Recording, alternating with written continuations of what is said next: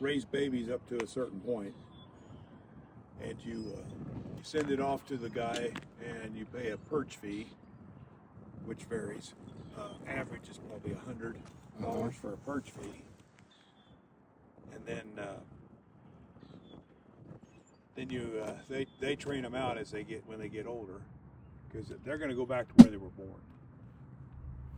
Like all these here have been raised at my house. If I sold them to somebody, they could take them, but they wouldn't be able to turn them loose, or they would either make it to my house or you know, get lost trying. So, and when they're home, they're not looking to fly anywhere?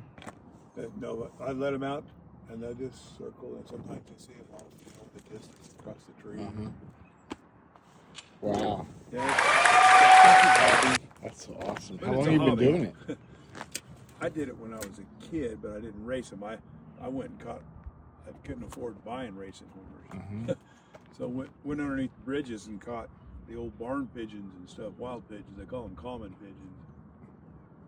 And then once they breed, then you got babies. And yeah, we got babies, but you couldn't go very far. They don't have the homing state that the racing homers do.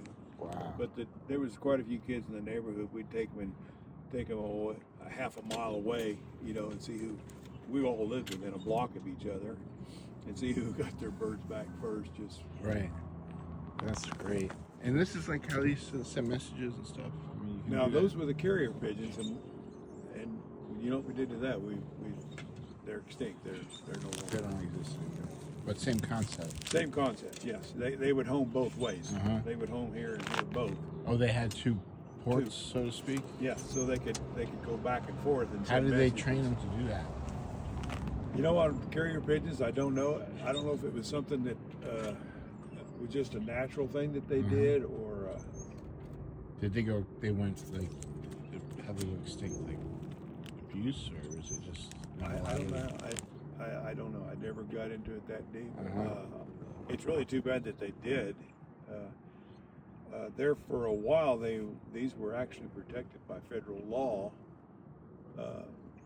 Because if anything, if a world war broke out, they could use these and take them, you know, say, and then send them here, but they wouldn't be able to send them back. Is the only thing. Yeah, you need two sets of birds. But they could at least send messages one way, and they were, you know, coded messages and stuff.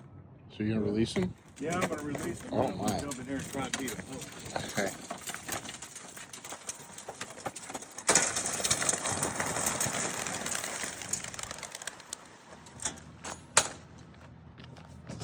Well, that's awesome. So they're heading home. Yeah, if I don't get home, they'll be trying to get in at the end. Well, it was good meeting you, sir. Thank you. All right. I appreciate that. Have a good day. You too.